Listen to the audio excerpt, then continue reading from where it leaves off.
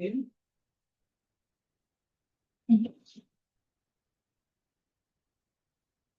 start. Good afternoon, everybody. Yeah. Or you wanted me to come somewhere here? But I'll be blocking the screen now. Yes. Yes, thank you. Okay, like this. Okay.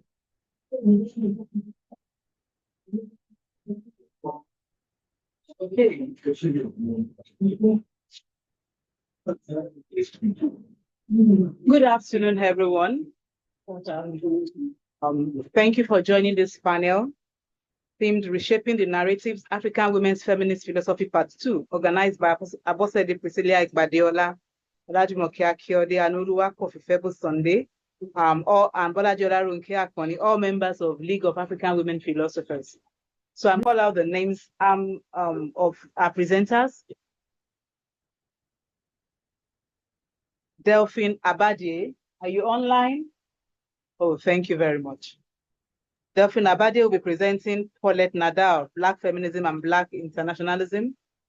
Yesil Pena Contresa, I've seen you, yes. She's presenting Decolonizing the Global South through Contemporary Fiction by Women. Ngozi Akbara, presenting Feminism and Chinua Achebe's Construction of Gender Roles and Things Fall Apart, a critical review. And finally, but not the least, Isoken E. Onoya Ekeocha, presenting Feminism and Female Inheritance in Isoko, reshaping the narratives of women as stakeholders in sustainable families. Thank you everyone for joining us. So we're going to have the first presenter. Please, the ground rules are this. Please, everyone is entitled to their opinion, but please let's be respectful of one another. So presenters have 10 minutes for their presentation, 10 minutes each. And for the questions, we're going to just give each person one minute so that we can have enough time to engage on these topics. Thank you very much. So let's have the first person. Yes, please, let's have you for Delphine Abadie. Thank you to the organizers and to the chair to let me be able to talk to this unique and exceptional occasion about African feminist philosophy. The paper I will present is a part of a book chapter I'm currently writing, in which I argue that the best way to understand Paulette Nardal's thinking is as a crossroads at the confluence of the Négritude, more specifically Senghorian Négritude, and Black feminist internationalism during the interwar period. Unfortunately, I have not yet finished exploring her intellectual proximity to Anna Julia Cooper, which I aimed to present at this conference. I will therefore devote this paper to highlighting what I consider to be Paulette Nardal's originality in relation to Senghorian Négritude, understanding of racial consciousness. Since I just have 10 minutes, maybe I'll skip the plan I prepared to introduce my presentation. It's divided in 4 arguments, which I'll start with the first one, which is a difference between essentialism and constructivism in critical racial studies. That are usually 2 approaches that are mobilized to think about racial consciousness, one of which is based on biology or culture to justify the belonging of Black people to a common race, while the other assumes that race is not natural, but rather the result of various forms of racial domination and discrimination produced by institutions and individuals, such as racism, colonialism, slavery, apartheid, Jim Crow, etc. Early critics often reduced Senghor's Négritude to a caricature of his famous controversial phrase, "Emotion is Negro as reason is Hellenic." While Black people commune with nature, rhythm, intuition, and their ancestors, their way of understanding reality is spontaneous and intuitive. The white man, in contrast, approaches the world through rational, logical cognition, detaching the object of knowledge from his mental faculties. I quote Senghor, of course, I'm simplifying. The fact remains that the European white man is, first and foremost, discursive, the Negro African, first and foremost, intuitive. For Marcien Toa, this understanding of Black identity perpetuates the prejudice of colonial anthropology in a reverse forms of biologization of culture. I quote, the essential thing in Senghor's eyes is to establish the biological specificity of the Negro than to deduce his behavior and culture from it. We are dealing with a rigorously racist theory. Racism as a theory consists in considering culture as a consequence of the hereditary biological heritage of race. This essentialist view of race can be contrasted with the constructivist reading of, for example, W.E.B. Du Bois, as developed in his writings following his travels in Africa. I quote, the mark of color is relatively unimportant. The true essence of this kinship is the social legacy of slavery. It is this unity that draws me to Africa. End of quotation. Between Black West Indians, African Americans, and Africans, we therefore have first a common process by which one becomes Black because of racial domination. That means racialization, from which, secondly, a racial solidarity is formed, nourished by the memory of common ancestors from Africa. I'm starting my second second argument, which is that Paulette Nardal has a constructivist approach to race. For Paulette Nardal, as there is for Senghor, there is no a priori racial Negro community defined by certain cultural traits. According to Brent A's Edwards, race consciousness is always, on the contrary, deduced from observable difference between, I quote, Blacks of all origins, of different nationalities, mores and religions, who feel vaguely that they nevertheless belong to one and the same race. In Guignol Wolof, from Paulette Nardal, it is again despite the gap between the clownish Black man disguised as an operetta general, which she calls a caricatural Black man, and this, I quote, overly westernized Black Caribbean woman that the text calls on a real fraternity. I quote, there is, however, between us and him, in the absence of real solidarity, the apparent solidarity of color. Finally, as with W.E.B. Du Bois, Africa and its ancient traditions become a posteriori in Nadar's work, the link between the African diasporas and Africans of the continent. It should be remembered that up until then, Caribbeans used to lift themselves above Africans, reproducing the racial hierarchies that had internalized. Referring to Africa was therefore something new.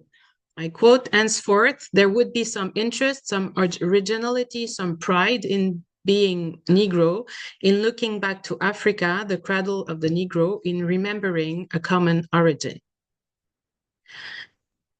I'm starting my third argument, which is that this kind of approach, the constructivist approach, could be also called racialization, which is the one that Nardal's illustrate in her texts. When invoked, skin color does not play the role of a biological marker. Color is the pretext that oppression has found to hierarchize human groups. In other words, Nardal is concerned with the solidarity articulated around a common Africanness that emerged at the end of the process of racialization, but by which people are assigned to a certain race, no matter how much biological naturalism is rejected. She explained this in Éveil de la conscience de race by comparing the experience of the Caribbeans, which she considers far less traumatic, with the profound racial suffering of African Americans. I quote, thus the idea of race became the dominant preoccupation. Conversely, because of the, I quote, liberalism that characterized French policy towards colored people, she regretted that the West Indians had not yet managed to express faith in the future of race and the need to create a sense of solidarity between the various Black groups gathered through the world. End of quotation. There is therefore a logical cause and effect relationship between racialization and racial awareness and solidarity. For Frantz Fanon, it is the distribution of the gaze that ends up creating, fixing, and crushing its object, denying the racialized person or humanity. Nardal is also interested in this spectacle of the gaze, which, in the case of Black people, deprives them of their subjectivity. In En Exil, an older woman, exhausted by her day's work, is mocked on the way home by a group of students who said, "Oh, the beautiful blonde," echoing the "Look, a Negro" from Fanon's Black Skin, White Mask. In his Guignol Wolof, the white people entertain themselves in front of the peanut seller as they would at the circus. The tall Senegalese man is approaching the student's palette, and she can feel rising on the racist, the racist gaze. Are they going to mimic a Black comedy for the gallery? Since I don't have much time left, I'll skip my last part, which is the intersectional approach, which I still have to go in depth while reading more authors from the Black internationalism. You have 3 minutes more. I still have 3 minutes, so I will conclude with for the 3 minutes.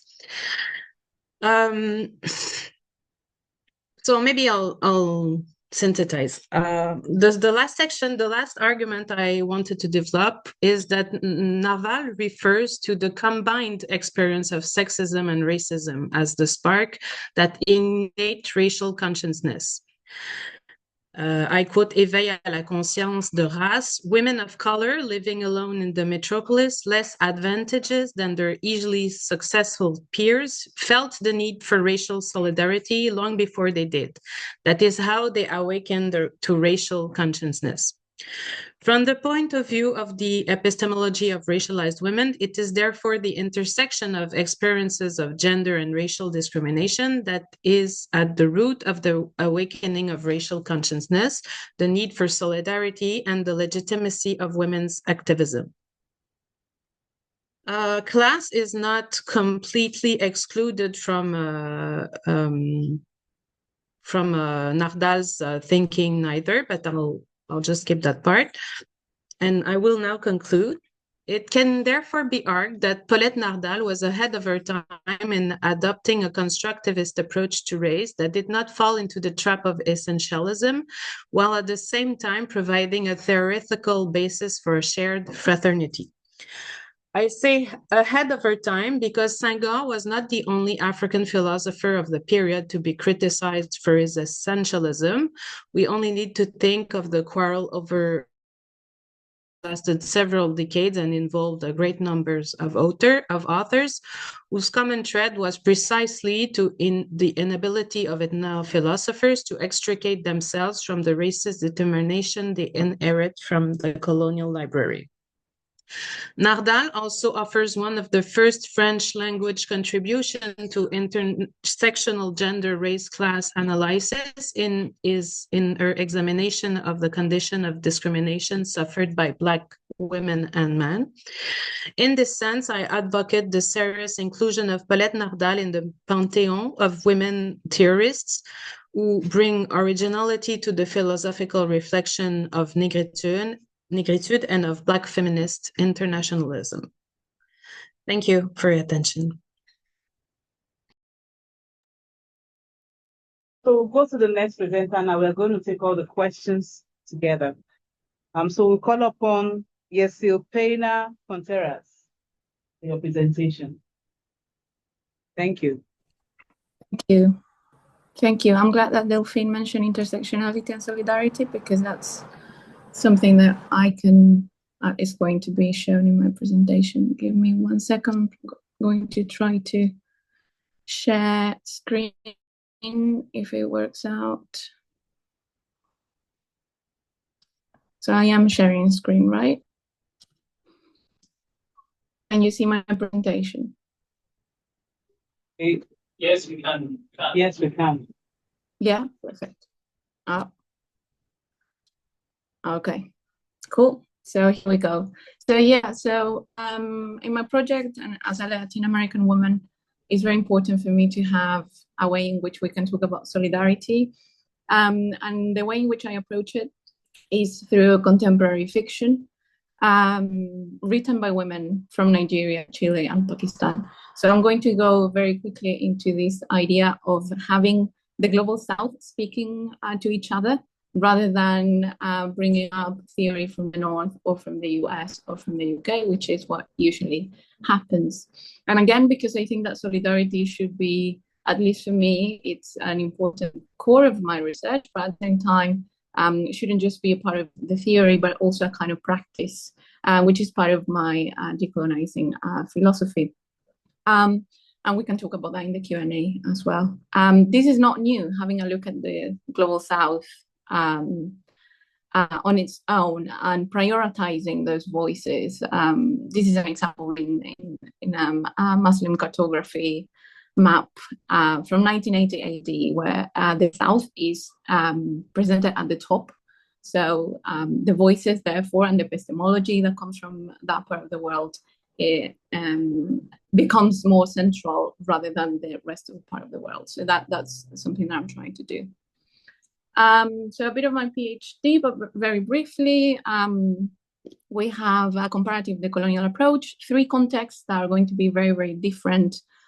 But as someone, I am from Chile as well, so the way in which I try to approach it is that whatever theory that I try to use is not homogenizing the other contexts, but at the same time is creating a kind of transnational dialogue among the contexts as well.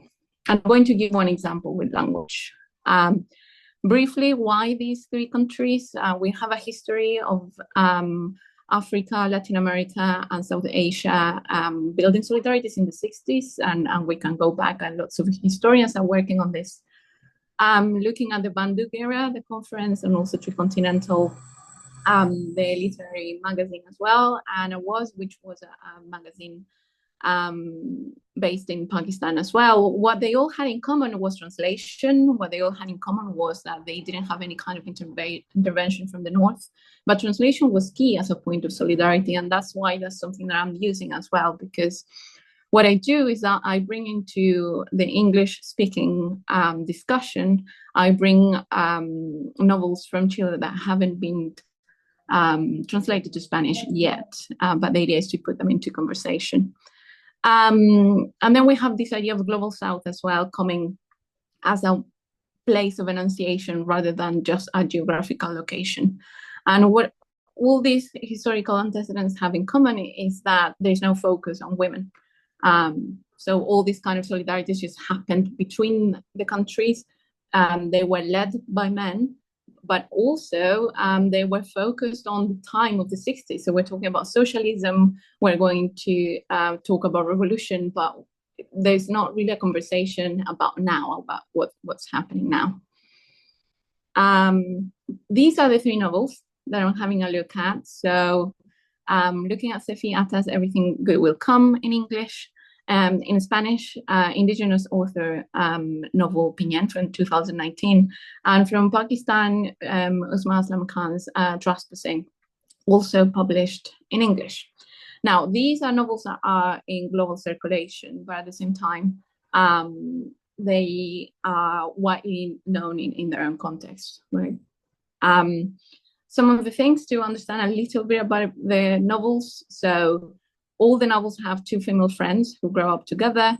All of them are set in the aftermath of a conflict, in a post-colonial conflict. So we're talking about Ziaul-Haq Islamic regime in Pakistan, Augusto Pinochet's dictatorship in Chile, and the Biafran War in Nigeria as well.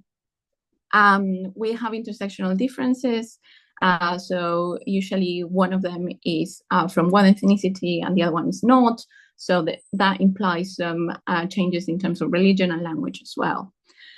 And they are all written and published in the colonial languages. In Chile, the author is indigenous, but both the language and the nation are not recognized by the states to date. They are not recognized.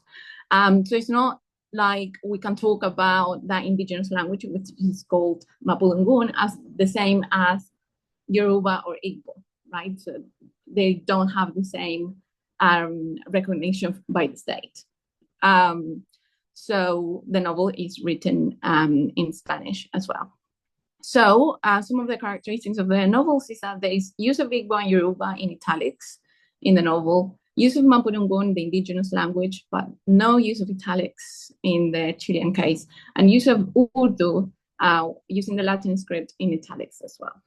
What I used to look at this is Pachacuti, which is a term from indigenous Quechua language. And this is my way that I was saying at the beginning, I apply a theory that is from the South, right? So Pachacuti means time, Pacha means time, and Kuti means renewal or shift. So my proposal is that there is a translation going on between the women that acquires these Pachacuti features, which means that it renews itself and that it doesn't necessarily follows a linear time. And this is how I'm going to show it. So we have three contexts. In Ata, we have, I'll call you Aburo, little sister from now. In the indigenous Chilean novel, the protagonist is introducing herself, and she says, she introduces herself in Mapudungun, right, in a Spanish-speaking context, as you can see there. And then she's surprised because the person she's talking to replies in Mapudungun too, which is a weird coincidence, right? But when the person replies to her, they said Mari Mari, as you can see in the last line. So it says Mari Mari la mien. Mari Mari is hello, and la mien is kind of sister as well. I'm going to explain that. And in the Pakistani novel, we have Salam Baji, which is also a greeting, right? But Baji also has this intersectional difference, which is a sister, but it's also an older sister, right? Which is probably the same kind of translation that Ata added to Abura, right? So little sister. So it's not just sister. And what I'm saying here is basically that we cannot just say that the relationship among women is simply solidarity, but it's actually a way in which they relate to each other that is unfamiliar to us, because it has to remain unfamiliar, because it's something personal. So the politics of their relation remains localized, but at the same time, it's kind of relatable to us because we kind of understand their sister, but there is a reason why the authors choose not to use the word sister in English, right, or the equivalent in Spanish. And the reason is that the relationships among women cannot be homogenized in just those simple terms. So now, what does that mean? This means that solidarity, as Lola Olufemi puts it, is a doing word. So it offers no blueprint or blindly optimistic visions for the future. So we need to unlearn what we have learned. In this conference, many people have already mentioned, like feminist movements and feminist philosophies that go for how we can define ourselves, how this is an ongoing conversation, right? And I think this is very important. And that's why Pachacuti helps to use this as 2 minutes more, please. 2 minutes more. Perfect. Thank you. Thanks.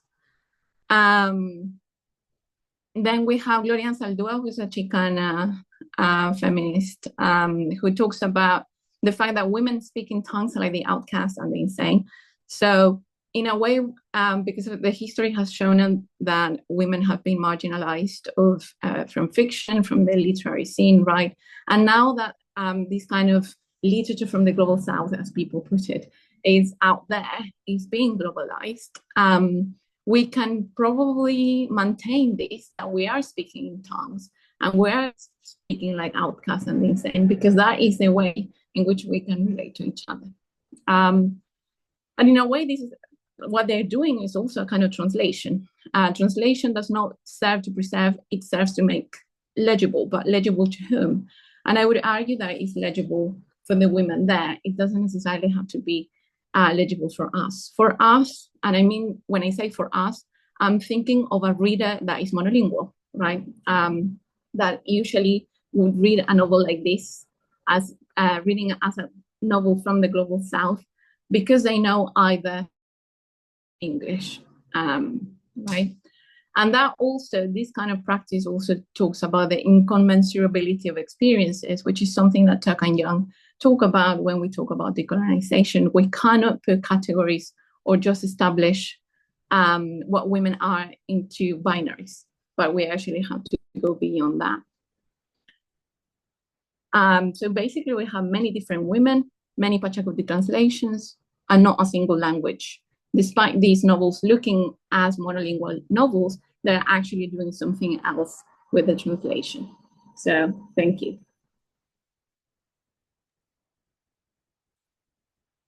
Thank you very much, Yesil Pena Contreras. So I'm going to call on the next presenter now, Ngozi Okpara, Feminism and Community-Based Construction of Gender Roles and Things Fall Apart.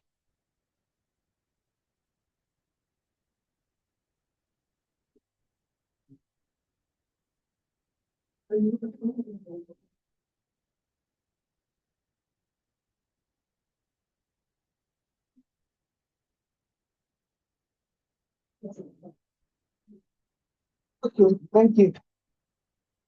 Good afternoon, everyone. Yeah, good afternoon. So,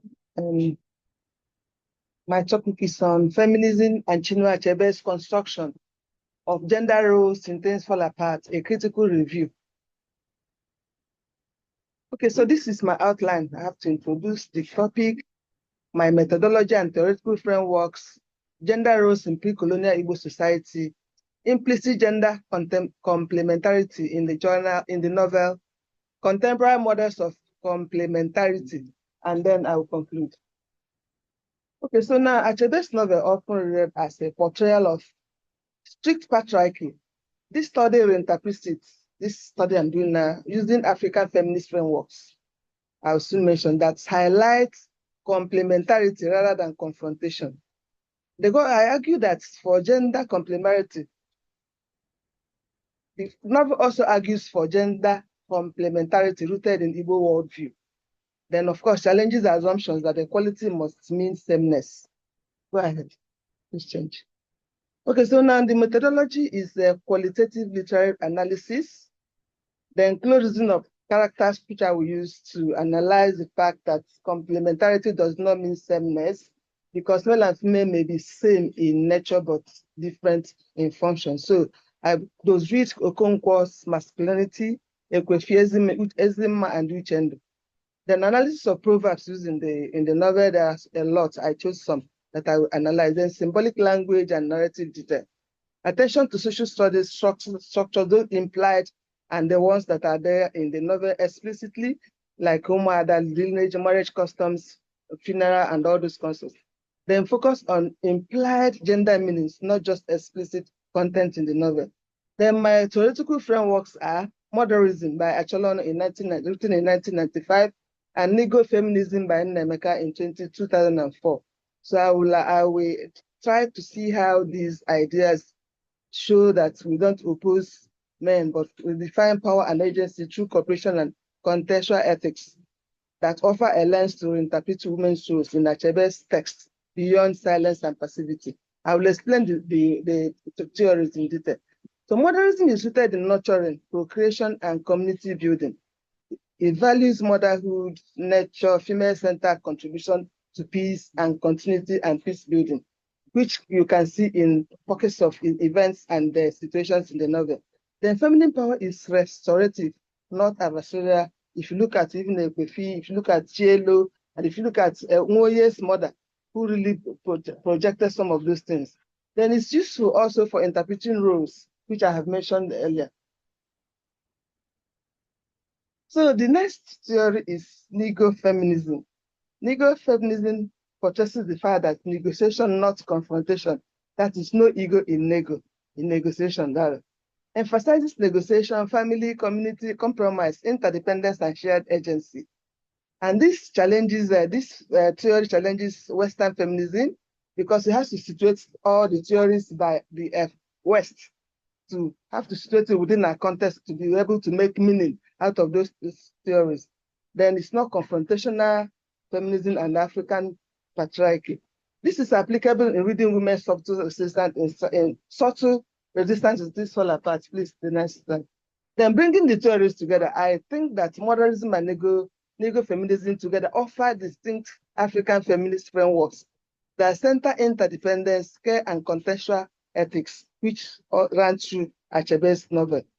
Then they see the two frameworks help us to see Achebe's women, all the women characters in the novel, not as passive figures as someone may assume, but as agents whose power lies in community, spirituality, and resilience. I have mentioned some of those characters before. Please go back to the next. I think I missed something. Okay, so these theories affirm gender complementarity, not subordination if you read them in full. Okay, go ahead.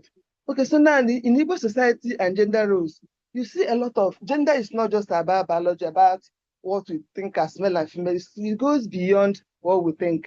For instance, they may use in gender, they can yam is a male by gender in Igbo cosmetology, and cocoyam also is for female, based on who farms what. So these are the things that will tell us that these things are very, very crucial in the novel, because you cannot really hate one of those crops because you need all of them to be able to function. So the women in that novel, you can see domestic care, less prestigious crops like cocoyam I mentioned, then fertility. Then the Okonkwo fears appearing weak or woman-like or unlike his father Onoka, trying to live his entire life, trying to disassociate himself from Onoka is also a pointer to gender roles in that novel that was portrayed by us. Okay, right. Now you can see from all these things, if you go through the world, like I said, look at the text and look at the characters or whatever, you will see hidden complementarity in everything. Like if you look at when Okonkwo committed the female crime of manslaughter, the male crime is something that's violent and intentional. The female crime is manslaughter on something that is not very violence, and that is why it is complementarity in nature, because none is superior or whatever. So if you look at what happened when Okonkwo went to his maternal town, you see that the name mother is supreme also portrays the fact that they do not do away with women. For it's a proverb, but it shows a lot of complementarity that one can assume membership of or citizenship of his own or maternal motherland. So that's what, and Igbo cosmology also values both maternal and paternal lineages by the fact that they readily welcomed Okonkwo when they had to leave Umuofia. Thank you. Now, subtle forms of female agency in Things Fall Apart, which I discovered while going to the what is Umada implied moral authority of the daughters of the land. Every female, they had their authority, their social justice itself is more than that of men, even if it's subtly implied, but it's also there. Their moral authority, their social enforcement is almost more than or even at equal with that of the Omona, which is the male equivalent of the Omadas. They see the women's market briefly depicted, autonomy and commerce. The Nekwefi and Ezima bond, maternal resilience and tenderness at the same time, which also shows what we are looking for. Then gender cross, I've mentioned it, yam male and then Kukoyan female, mutual dependence. The Igbo justice system distinguishes male and female crimes, as I've mentioned before, a symbolic way of assigning moral weight and intent, not just gender roles. Now, I have already mentioned ways, but please go to the next one, please. Now, rethinking gender, using Achebe's novel. Achebe suggests interdependence if you read between the lines and the implied proverbs and everything, not subordination. African feminism values difference, not just sameness, difference. Because I've mentioned before, same in nature, difference in function. Then complementarity is equal to distinct but equally essential roles, essentialism, like he said before. Okay, now, contemporary embodiments of feminists in what I have seen, trying to look at what happened and then what is happening now. The women on the next slide will embody African feminist leadership rooted in negotiation, care, communal ethics, core values in ego, feminism, and moralism. While things fall apart reflects a male-dominated society, characters like J.Lo and Ekwefi, like I've mentioned, hint at a deeper complementary vision of gender. These real-life figures I'm going to mention before can also give us a good example. Now, let me just because I want to portray this by using few women. There are many of them. These are the women that will help us to really understand the contemporary models of complementarity who are not confrontational, who are still achieving whatever they want to achieve without that. And then looking at it, feminism from our own point of view, and then seeing it as not something that is going to be imposed on us or something that is different, because definitely this complementarity they're talking about is something that is going to help us to understand that. Please, conclusion. Okay, I conclude by saying that Chabe's novel affirms indigenous gender complementarity, where men and women occupy distinct but mutual supportive roles. African feminist theories such as Negro-feminism and modernism align with this vision, emphasizing negotiation, care, and interdependence, not confrontation or sameness. Empowerment is suited with local values and cultural ethics, not imposed Western ideas of what feminism should be. Then African feminism reports, or Igbo feminism, Igbo worldview, which is what was portrayed in Achebe's novel, supports a gender balance based on cultural values, where men and women have different but equally important roles that help the whole community thrive. And that is it. Thank you so much. Oh, thank you very much for managing your time. Thank you. So we're going to call on our last speaker. Isoke Omoyona Ekeocha. I'm sorry for murdering that. Thank you very much. I want to thank LSA and thank you. I stand on all protocols, okay? Okay, so my name is Isoke Omoyona Ekeocha.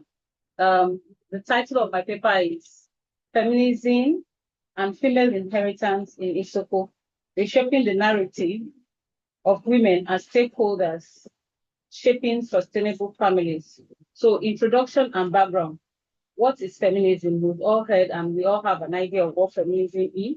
But basically, I'm talking about the feminism that looks at it from the patriarchal form of view.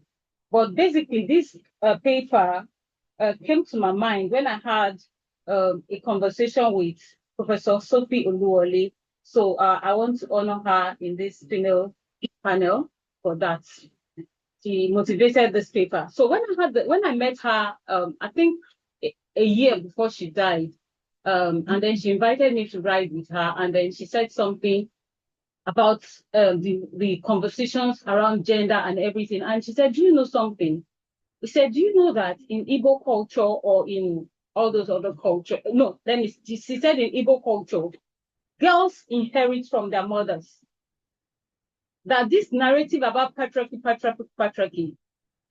be deconstructed if we focus on that aspect of girls that inherit from their mothers.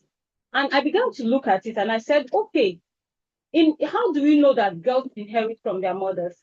In my culture, when a woman dies, the girl is the one that actually inherits what belongs to the woman. Yes, when the man dies, he shares his things and everything, and many women do not get.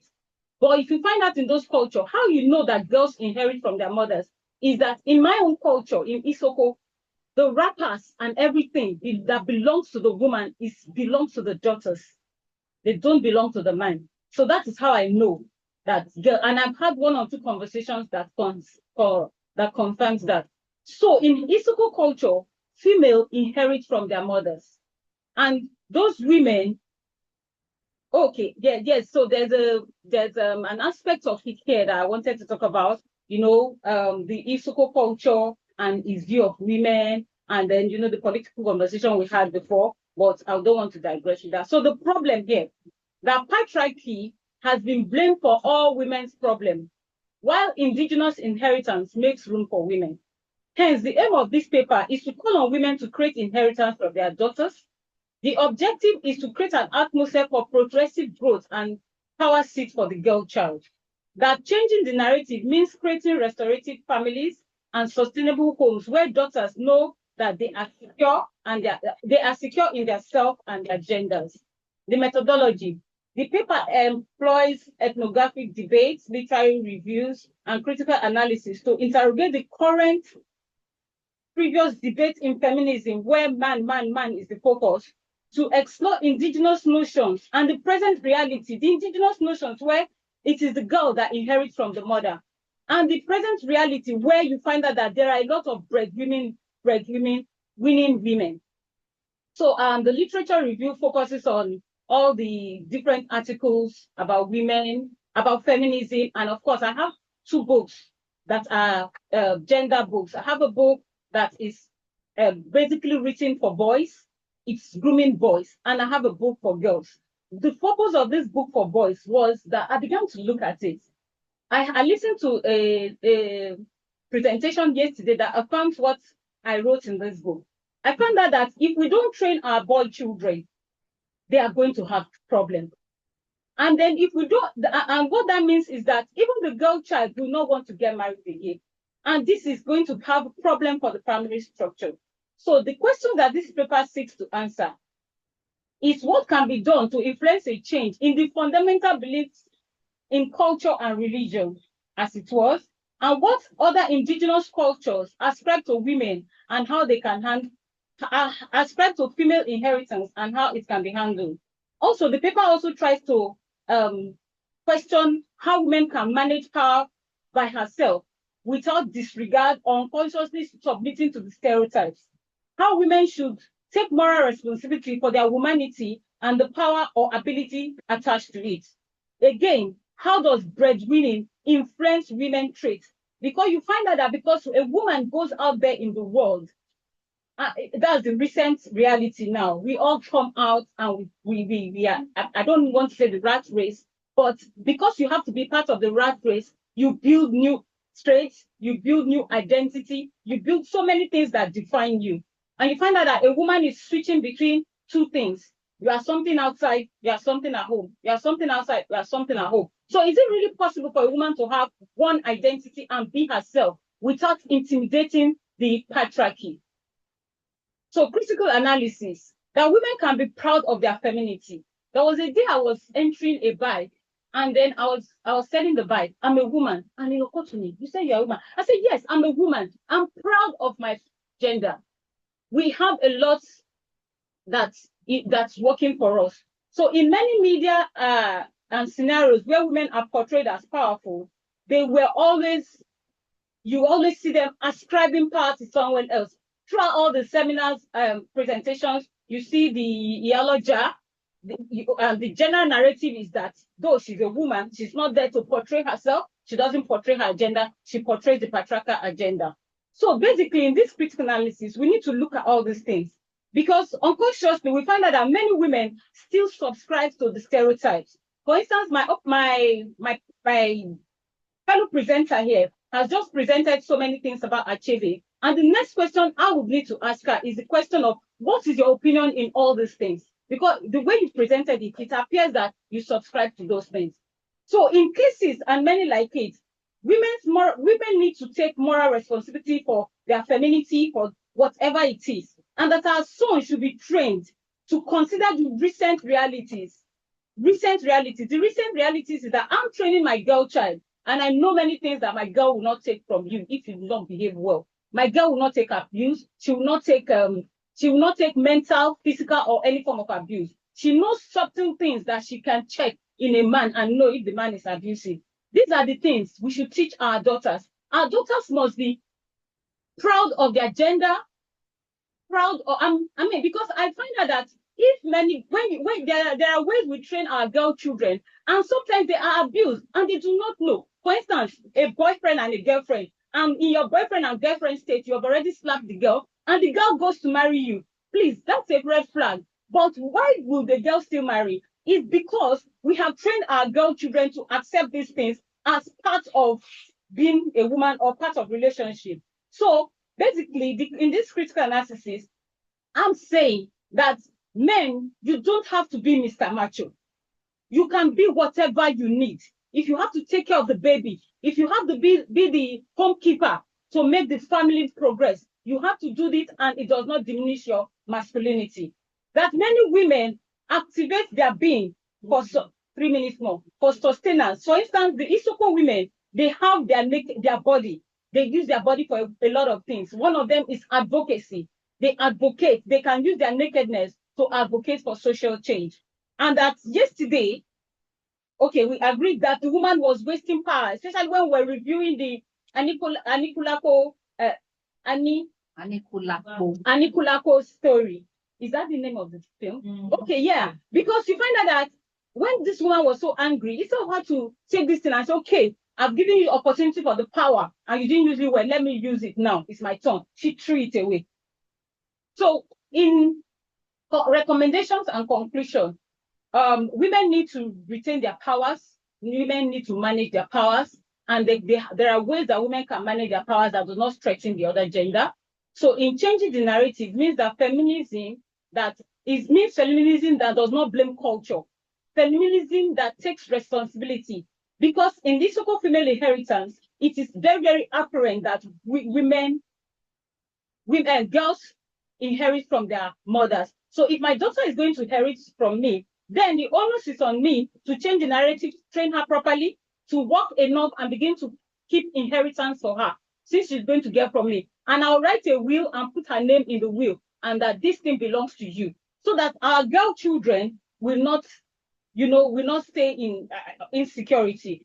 Rather, women should create families, mentor boys, and create children with open approach to gender issues, especially when they go into marriage, because we want to build people that are self-confident and people that trust themselves for sustainable, progressive, and restorative African families. Thank you. Thank you very much for managing your time too. Yeah. So we have come to the end of the presentation. Now we are going to be taking questions. So if you have questions, can I see your hand so I give you numbers? Okay, number 1, 2, 3. Please note your number 4 and 5. I take 6. Okay, so number 1, can we have your question?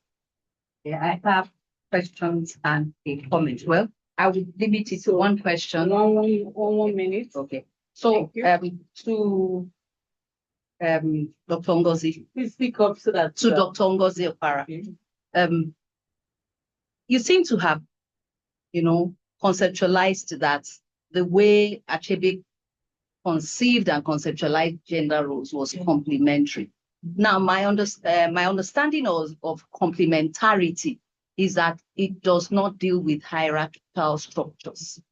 And in Achebe's Things Fall Apart, there is clear evidence of a hierarchical structure, such that women are depicted as subordinates to the patriarchal order in how they are excluded from political and social decision making. So I'm not sure how you intend to reconcile that. Having said that, I think it would also be a good idea for you to look at how Achebe conceptualizes and presents religious figures and religion itself. That would help you with any argument of complementarity, because you see, you have the female religious figures having more powers and the goddess is also having more power. So maybe that would help you. To Dr. Ekeocha, it seems that, two assumptions: that the inheritance that mothers can give is something vital and can be equated to the inheritance that men bequeath to their children. That's the first assumption. The second assumption, that women reject their biological, you were talking about their womanhood or something that they should. So I'm wondering, is this true? When you look at the inheritance a mother bequeaths to her daughters, what are the things that the mother gives in a patriarchal society? What does she have to give that would compare to what men would have? So in this sense, I'm using as an example the land in Igbo culture that men would traditionally give to their sons. And then I'm looking at the jewelries or clothes. You, for example, said wrappers. And so I look at how can you think of them as parallels. They just, so I think you need to look at that. Then this assumption that, women are not acknowledging and utilizing their womanhood, as you put it. And I look at it and I look at what we have.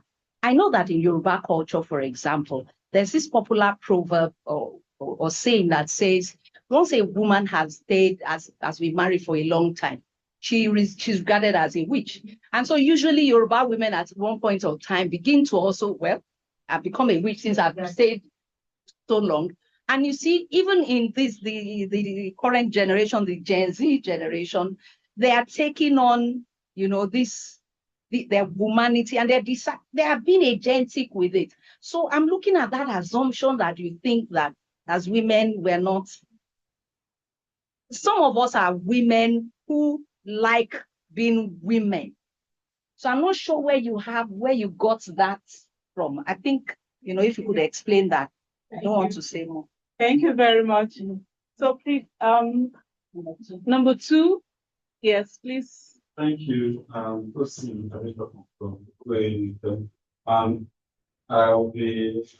addressing Dr. Grosofara. I really enjoyed your presentation, especially without a comment, more of addition to the theories that you used, Negro, feminism, and the other one. They are very very good. But I will think that if you will check out this theory of womanism by Alan Walker, the work should reach more. Okay. Because he tries to capture what they have been using 2 theories to place together in that work. So can just check and add humanism to the theoretical framework. It will be up there. Richard, I have some questions. First, I think because of time, you did not give us more conceptual analysis of the work, because I had to look up Isoko, to my batch at I had to look it up. I don't really know. I now found out that the particular wonderful group in Delta Flatness, I did not really know. So we're not informed very well. And I did not know the theoretical framework guiding your well-detailed analysis. You do not state the theory that you are operating under. And you are talking about inheritance for Isoko people. I really want to know if you have data to back or this belief that because you only cite one example so far, and that's between your own immediate family. So I really want to leave the world to contain more data supports it. How far are we able to believe that this is popularized among the sort of people or beyond that? So thank you. Thank you very much. Number 3.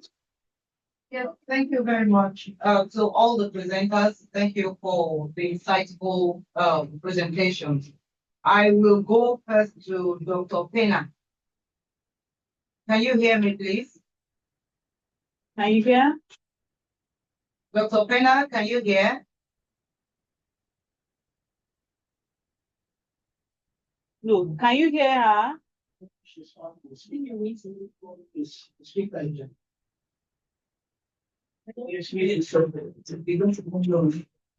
It says, give us a thumb up if you can hear her. Dr. Pena?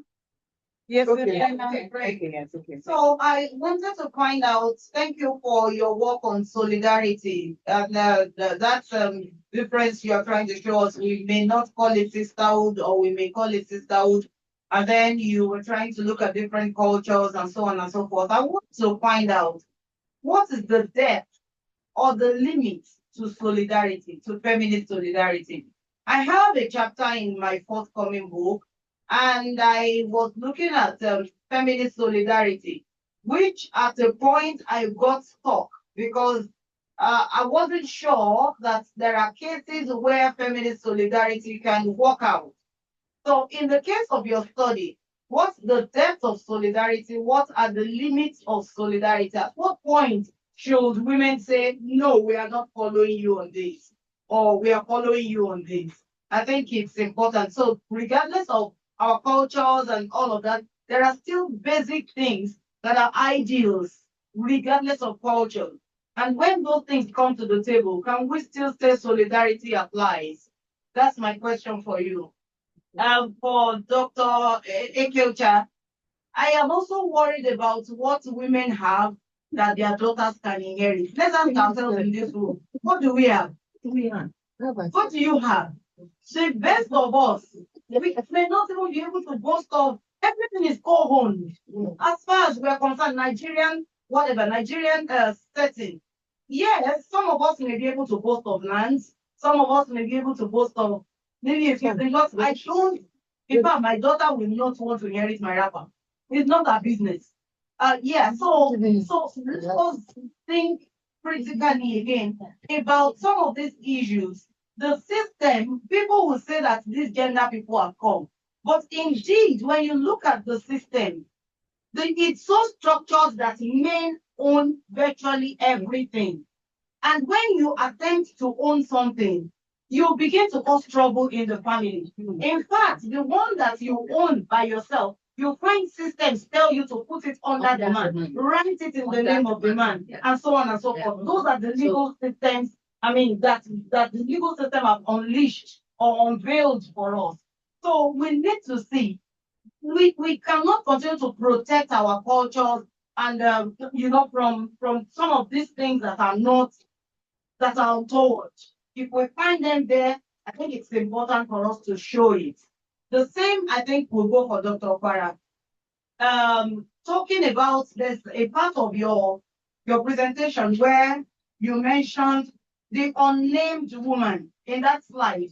You said the unnamed woman, somebody's wife, unnamed. You put it in brackets. And then you said quiet maternal strength. Why? Why must maternal strength be quiet? So, in a way, we are just trying to deodorize patriarchy to make it look sexy. So let's call it what it is, and I think that will make it easy for us to address it. So I think we need to look at some of these issues again. Thank you. Thank you very much.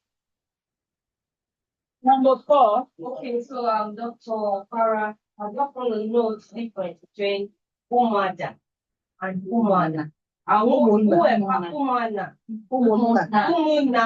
umada. Okay. And who empowers them in Igbo culture? That's for you. And then for Dr. Ekeocha, like all my the earlier speakers have said, I was wondering, what inheritance are we talking about?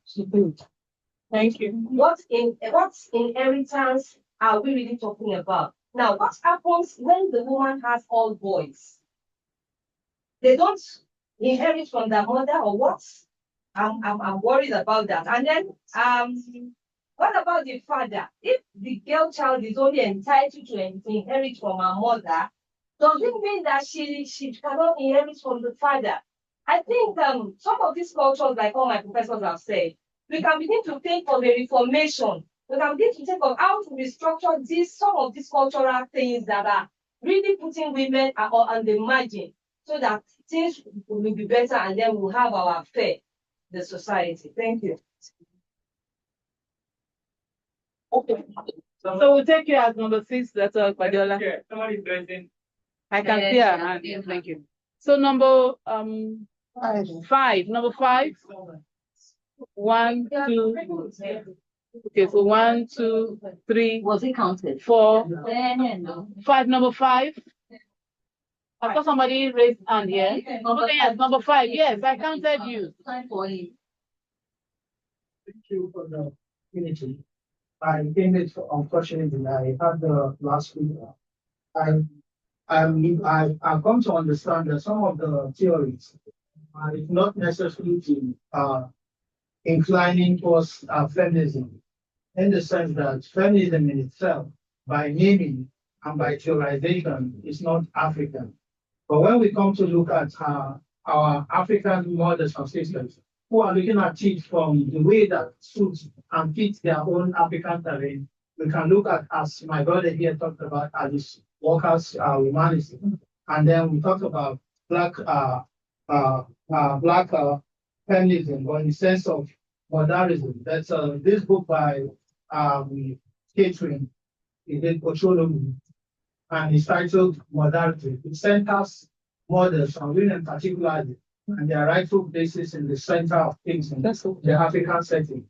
With regards to the argument of inheritance, for instance, I just think that in most cases, women outlive men. In most cases, I don't want to know whether you die by accident. It just so happens that most times women outlive men, and if they, like my sister here has said, that we can come together and co-own things, is to the advantage of the woman. Because I know situations where so much inheritance was left to a lady and it became like a death sentence around her. If women are left certain types of inheritance, it even endangers the marriage. Because men could do and undo and marry another woman and still inherit everything. So that is the danger. I'm sharing it because if you leave certain chunks of inheritance for a woman that could be replaced by a man, she's a wife, she's a mother, and another woman could also be a wife and a mother at the same time. So my perspective on this is just to interrogate this idea of who should be left what to what. Thank you very much. Thank you very much. I'm sure you are listening. So yeah, I know. Okay, please let's have one house, please. Let's have one house. Let's have one house, please. That's why Fabiola, we can see your hand, please. Your question before I ask mine. Yes.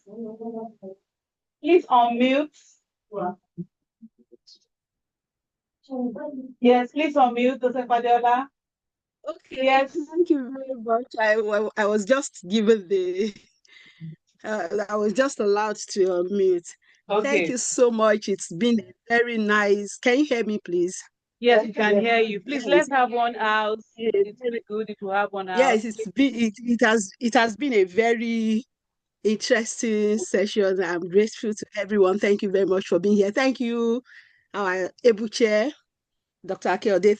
Thank you. Yes, my little comments. One, somebody suggested that rather than using nego-feminism and rather than using nego-feminism, that Dr. Okpara should rather make use of womanism. I just wanted to say that womanism, which of the versions are we talking about? Because we have three main proponents who have talked about humanism. We have Alice Walker, who propounded humanism. We have Africana humanism by Clenora Hudson, and also African humanism by Chikwenye Okonjo-Gunyemi. So which of the versions are we talking about? And also African these theories, nego-feminism, snail-sense feminism, so many of them. There are so many. Motherism that has been mentioned, womanism, so many of them, they are different theories of African feminisms. There are different African feminist theories. So it depends on what the author is, the presenter is trying to achieve with her paper. So I think it's still okay for her to appeal to nego-feminism if she feels that is okay. So that is just my little. Then my question goes to Delphine Abadi. Please, you discussed Paulette Nadel, and I know that the three sisters, Paulette, Jane, and Andre Nadel, they're usually discussed together. I just wanted to ask that why did you place a focus on only Paulette to the exclusion of the other two sisters?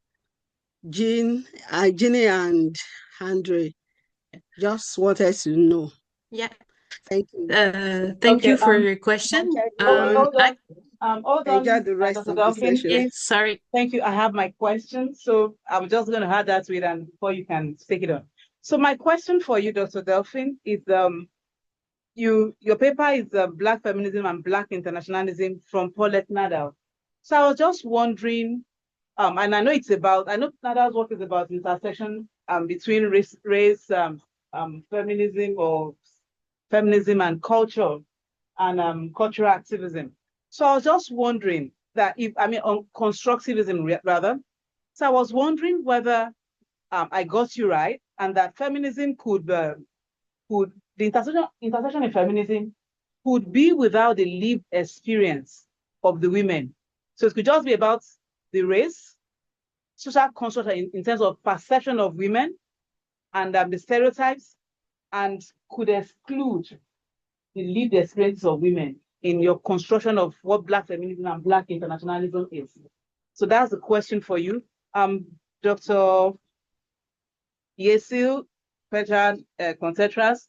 So my question is, I love the idea of solidarity, but I was just going to ask that, are you saying, maybe I didn't get that very well, that solidarity that we're talking about, are we suggesting that we adopt one indigenous language, because we talked about Yoruba, Igbo, that world, and that we put our indigenous languages in italics? Are we saying that we can look forward to having one indigenous language that all of us can use as Black feminists, or I didn't get that very well? Then for Dr. Okpara, my question, it's the complementarity and feminism. A lot has been said about it, so maybe I should just keep my question for you, because I was just wondering the idea of complementarism, and the way that it was used in your paper, and I'm like, are we talking about the same complementarism? Are we talking about the same complementarism? So then I'll just go to Dr. Isoke. A lot has been said about the value of inheritance. Our society is skewed against women's access to resources and retention of resources. Even when the international body, even our local government and everyone is talking about the empowerment of women, they do not even see women as women having huge resources. They think of interventions in terms of the Ugu seller, the MSMEs, and we have this syndrome of Mr. and Mrs., the co-ownership of properties. I know lawyers have been telling us that there's nothing like Mr. and Mrs. So it has to be Mr. Ojo, Mr. Bayo Ojo, and Mrs. Funke Ojo. That is when that document is legal. Now we have a case in this country, in Nigeria especially, I don't know about other Western African people in the global South, where when a woman, even maybe you have seen a property you want to buy, you must take permission from your husband before you can procure it. Because if you buy it, maybe you are hiding it, it becomes a problem. Family issue will arise. How can you own this property without your husband knowing? And when he even knows, once he knows, it is under Mr. and Mrs. So we have problem with access to resources as women. How can we now talk about when we don't have the access to resources? Then the second part of it is this. So when it comes to inheritance, I think the part of the country you belong to, I think it matters in this. Because some part of the country, especially the Yoruba part, Lagos, moving close towards Lagos, nobody's even thinking about inheritance anymore. Nobody even wants to go back home and inherit anything, because it becomes, those inheritances, especially if you live outside the country or you live in Lagos and you come from the hinterland, those inheritances becomes a burden. Who goes back to watch over it? People are selling off their lands. So that's another part of it. Thank you very much. So I think let's start from the first speaker, Dr. Abadi Delphine. You can respond to our questions. Let's go around like that. And Thank you very much for the now you know timekeeping. Yes, let's have you. Yeah. Okay. So thank you for both of your insightful questions. Okay. First, I'll answer to Dr. Ipadeola. I actually usually we talk about André, Paulette, and Jane as animators of their Clamart Salon, which is the place where the father of the Négritude, César and Senghor in particular, were used to go to have some discussion, debates, and is the place where they were introduced to the Harlem Renaissance literature. So this is why we usually treat of them all three together, but there were 7 sisters actually. And in my presentation, I talked extensively about Paulette because she's the one who wrote the most. We have some art chronicles from Jeanne also, which I mentioned in my presentation without naming Jeanne, but she just wrote 3 articles.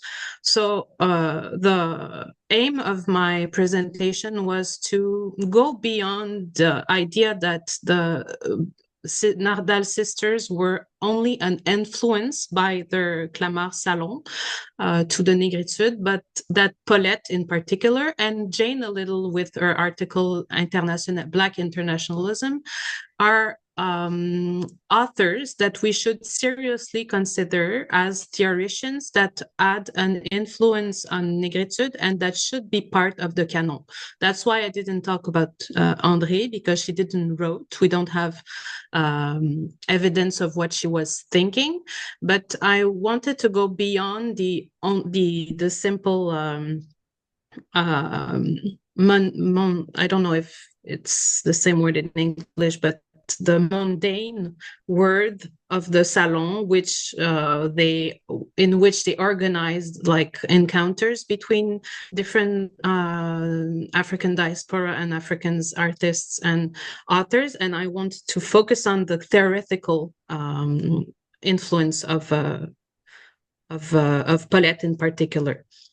I'm not sure I understood the question of Dr. Ekiaode. If I understand well, just correct me if I'm wrong. You asked me why the women variable in a way is not central to my presentation, even if I ended my presentation with the recognition of an intersectional approach within Paulette Nardal's thinking. Am I right? Okay, so the question was that you talked about intersection, right, of race, or you actually spoke about constructivism and race, right? And I was just asking you to just take the two without the lived experience of those people, of women. So that's the question. Yeah, you're right. That's why I intended to talk about the last section of my presentation, which is the intersectional approach at the crossroad of gender and race and class. And this part of her contribution is, to my understanding, inherited from the women that were active within the internationalist movement. Ida B. Wells, Amy Ashwood Garvey, Julia Anna Cooper. And this is a part I don't have yet enough information to share with you today. That I apologize for this, because this is really what I wanted to share with you when I sent in my communication. But I also think that by only in this paper I analyzed the difference between Senghorian Négritude and Paulette Nardal conscience of race through the lens of constructivism.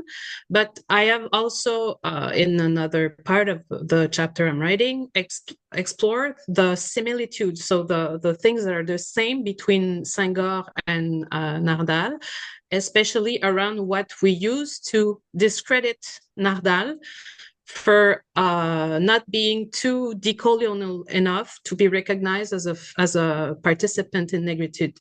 And I show that actually Senghor and Nardal do have the same position, but we don't judge Senghor on that assimilationist position.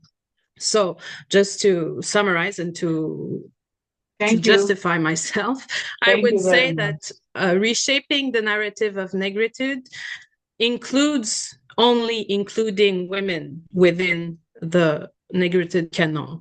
So it's not, it's a recognition of the intersection of race and gender within the writing of the historiography of negritude.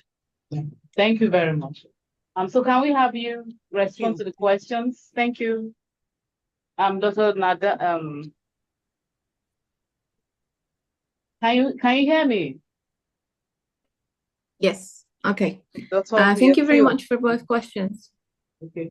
Yes. It's very it's a question that is with me. The first one is, what is the limits of feminist solidarity and what is the depth of solidarity?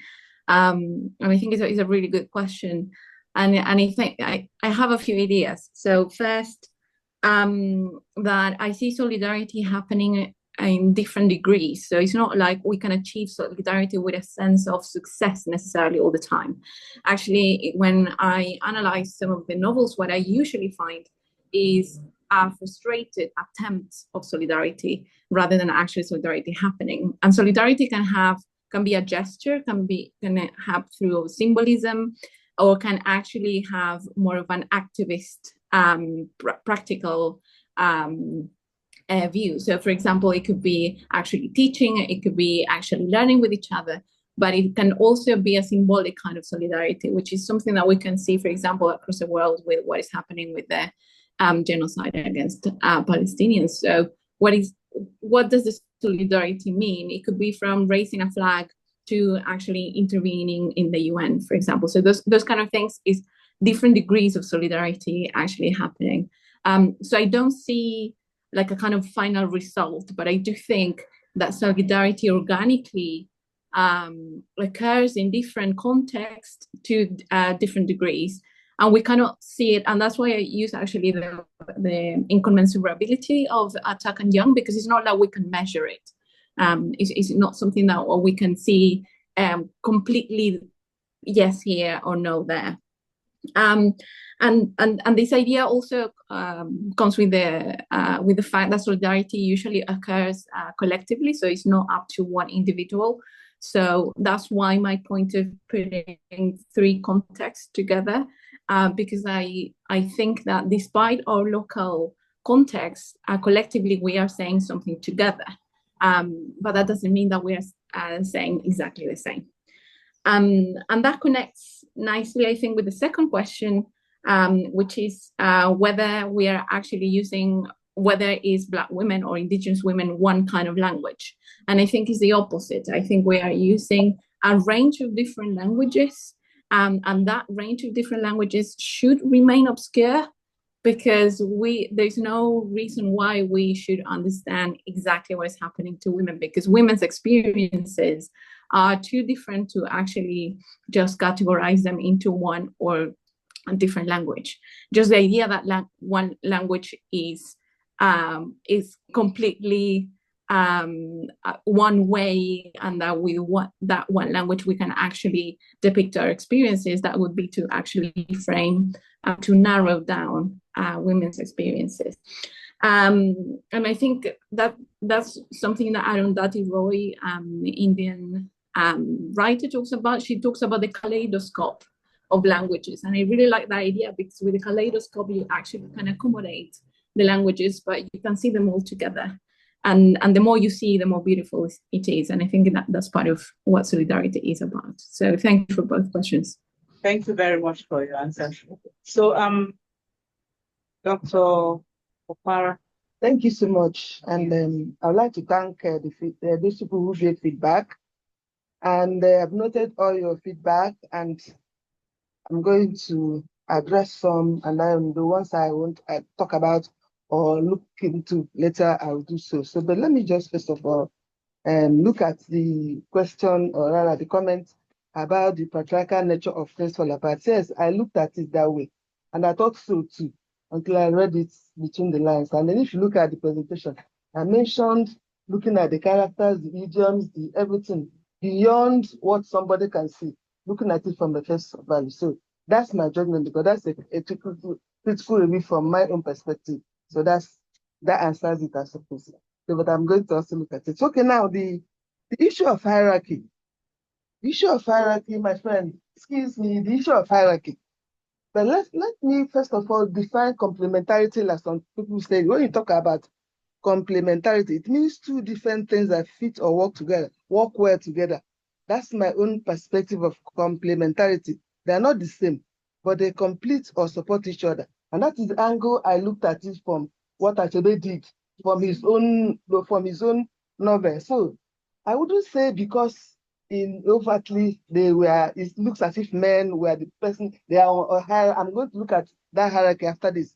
But from my own judgment, I think they play complementary role, because if you look at funerals, New Year festival, whatever they do, the women do their own part and the men do their own. At the end of the day, they come together to bring success to whatever they are doing. Do everything in 10 minutes. So that's why I skipped the concept of complementarity, because starting with it would have solved most of the problems we have. So my own perspective of complementarity is, I have mentioned it. Now, when you talk about hierarchy, in the normal sense of the word, people look at hierarchy from the army, hierarchical command or whatever. This person is that. So that's not how I look at it. And you look at it in that way, it implies superiority or subordination. But in complementarity, the opposite. When you look at hierarchy, it means that different roles working together. And these two roles, they are equal in value, not in rank. That's what my complementarity means. And that is the context within which Achebe used complementarity, implied complementarity. Not if you look at my work, I even mentioned it, I remember, implied. Most of the things I said are implied. Not, they may not see, and that is what I really saw in that novel. And if you look at the films and whatever that came from that novel, there were many interpretations. So if I'm going to write a film or whatever, this is my interpretation and adaptation of that work. So that's what I want to do. That's why it is a critical review from my own perspective. Are you saying where I stand? Of course, I have to stand somewhere when I'm looking at it. And that's what my interest in that, because this is a novel I have read more than 100 times. And this time I did it again, I get different meaning. Then from these feedbacks and whatever, I'm going to read it again. And in fact, this is work in progress. And if I'm going to look at all those things that are being questioned and I read it again, because we don't have to take things. This is a book that is how many decades and is still very relevant. So that is what we are looking at. So my sister, your question about the Umuada and the Umunna is different. In Igbo culture, you have the daughters are the Umuadas. Then the sons are the Umunnas, and they are complementary, they are not the same. The Umada, in fact, in my village, if you have anything to do with the Umadas, even Umunna will even have mercy on you, but the Umadas, no. It is unheard of. Their government, their justice system is superior to that of the men. So, and in that context, if you look at women market, women, what they did in this, you can also see this power. Then the warrior's mother that was not meant, I think it was intentional by Achebe, if you ask my own view, because even though she didn't say much or whatever, but her actions spoke louder than, look at what happened in Ike Mefuna case, how she handled the Ike Mefuna case. When I see the power in that role she played as Ike Mefuna's mother, and how she also interpreted it in some time. So that's my own view. Thank you so much for your that's okay. We're taking note. We're taking. Okay, so Dr. Thank you for. I stand on her protocol. Also, it's a work in progress, and I'm taking all this opinion. But there's a major question in the issue of what does a woman have, and what does she have to give? Well, I could say this. the theme of this conference is continuity and discontinuity. And you can see that when you talk about gender issues and inheritance, there's a past, there's a present, and there's a future. That's what I'm trying to look at in this paper, what the future of inheritance will be like. And I grew up in Lagos, all my life is in Lagos. And I'm familiar with breadwinning women. I'm familiar with women that have properties. I'm familiar with women that pay school fees. I'm familiar with women that pay the rent. So I think that I was only trying to write that paper from that perspective. So I think that's the perspective. So when we say, okay, so then about whether women are questioning their womanhood or not, there are certain things that I saw that probably made me think that gave me this opinion. And just like Sha said, it's a work in progress. But because I'm talking, I have 2 minutes. Okay, 1 minute more. Okay, so I go away from that. The theory of, when you talk about which theory, just like Sha said, it's not possible to talk about all the theories. But in the conclusion, you will see all the feminism, womanism, and modernism, they're all there. So yes, you asked me what data I use. It's an Isoko culture. It's an Isoko culture. And I know because I'm married to an Igbo man. It's when you say they inherit wrappers, it's just a term. You know, physically, yes, but eventually, if I have a house, it means that I can bequeath it to my daughter. That's what it means. So